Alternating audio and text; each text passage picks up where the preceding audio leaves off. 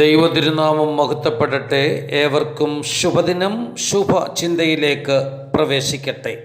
19-ാം ശതകത്തിൻ്റെ അന്ത്യഘട്ടത്തിൽ American ഐക്യനാടുകളുടെ പ്രസിഡന്റായി തിരഞ്ഞെടുക്കപ്പെട്ട William മിക്കിൻലിൻ്റെ അതിശ്രേഷ്ഠ ജീവിത മാതൃക തൻ്റെ സ്വന്തം അമ്മയായിരുന്നു. ഒരു അഭിഭാഷകനായി ജീവിതം ആരംഭിച്ച് പിന്നീട് ഗവർണറായി, ഒടുവിൽ അമേരിക്കൻ ഐക്യനാടുകളുടെ പ്രസിഡന്റ് പദവും അദ്ദേഹത്തെ തേടി വന്നു. ജീവിതത്തിൽ എത്ര തിരക്കുണ്ടെങ്കിലും എല്ലാ ദിവസവും അമ്മയോടൊപ്പം അല്പസമയം അദ്ദേഹം ചിലവഴിച്ചു. വൃദ്ധയായ മാതാവ് രോഗശയ്യയിലായിരുന്നപ്പോൾ ഓരോ മണിക്കൂറിലും അമ്മയുടെ ക്ഷേമവിവരങ്ങൾ ഉദ്യോഗസ്ഥർ പ്രസിഡന്റിനെ അറിയിച്ചുകൊണ്ടേയിരുന്നു. മരണത്തിന് ഏതാനും മണിക്കൂറുകൾക്ക് മുമ്പ് വില്യം മിക്കിൻ അമ്മയുടെ അരികിലെത്തി. അമ്മയുടെ തല തൻ്റെ മടിയിൽ ചായ്ച്ചു വെച്ചു. വളരെ സ്നേഹത്തോട് അമ്മയെ ആ മകൻ തലോടിക്കൊണ്ടിരുന്നു. മുറിഞ്ഞു പോകുന്ന വാക്കുകളോട് ആ അമ്മ മകനോട് പറഞ്ഞു, "മകനെ, ഞാൻ പഠിപ്പിച്ച ആ ധാർമ്മിക പാഠമുണ്ടല്ലോ, അതൊരിക്കലും ജീവിതത്തിൽ നിന്ന് നീ വിട്ടുകളയരുത്." ഇത് പറഞ്ഞ് ആ അമ്മ കണ്ണുകൾ അടച്ചു, ദൈവസന്നിധിയിൽ ചേർക്കപ്പെട്ടു.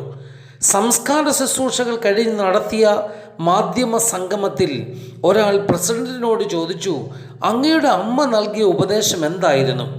വില്യം ഇടറുന്ന അധരങ്ങളോട് പറഞ്ഞു, "എൻ്റെ അമ്മ തന്ന ഉപദേശമാണ് ഈ കാലം മുഴുവനും നന്മയുടെ വിത്ത് വിതറുവാൻ എനിക്ക് സഹായിച്ചത്.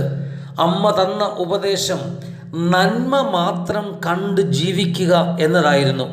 ആരുടെയും തിന്മ കാണാനോ ആരുടെയും കുറവുകൾ നിരത്തി വെക്കാനോ ഞാൻ ഒരിക്കലും ഇഷ്ടപ്പെടുന്നില്ല. എൻ്റെ അമ്മ എന്നെ അത് പഠിപ്പിച്ചിട്ടുമില്ല." ഈ സംഭവം വായിച്ചപ്പോൾ ക്രിസ്തുനാഥൻ ചെയ്ത ഒരു അത്ഭുത പ്രവൃത്തി മനസ്സിൽ ഓടി വന്നു. അതായത്, തളർവാദം പിടിച്ച് ശയ്യാരംഭനായ ഒരു യുവാവിനെ 4 യുവാക്കൾ ക്രിസ്തു പഠിപ്പിച്ചുകൊണ്ടിരുന്ന വീടിൻ്റെ മുകളിൽ കയറ്റി മുകൾ ഭാഗം പൊളിച്ച് ക്രിസ്തുവിനരികിലേക്ക് ഇറക്കി വെക്കുന്ന ആ സംഭവം. ആ രോഗി പൂർണ്ണമായി സൗഖ്യം പ്രാപിച്ചു.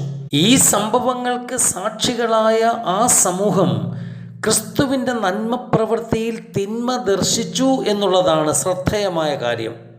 ദേവാലയത്തിൽ വെച്ചും ഇത്തരത്തിലുള്ള ക്രിസ്തുവിൻ്റെ പ്രവർത്തനത്തിൽ ക്രിസ്തുവിന് മഹത്വം കൊടുക്കുന്നതിനോടൊപ്പം വിമർശിച്ച ഒരു സമൂഹത്തെ നമുക്കവിടെ കാണാം. നന്മയെ നന്മയായി അംഗീകരിക്കുന്നവനാണ് യഥാർത്ഥ മനുഷ്യൻ. നന്മയ്ക്കെതിരെ മുഖം ഉയർത്തി നിൽക്കുന്നവൻ മൃഗീയനാണ്. നന്മയെ തിന്മയായി വിലയിരുത്തുന്നവൻ മൂഢനാണ്. നന്മയെ തകർക്കുവാൻ ആഗ്രഹിക്കുന്നവർ പൈശൂന്യനാണ്. ഒരു പ്രവൃത്തിയിലും നന്മ കാണാത്തവൻ അധമനാണ്. നന്മ പ്രവൃത്തിയെ നന്മയായി കണ്ട് അതിനെ പ്രോത്സാഹിപ്പിക്കുന്നവനാണ് യഥാർത്ഥ ദൈവഭക്തൻ.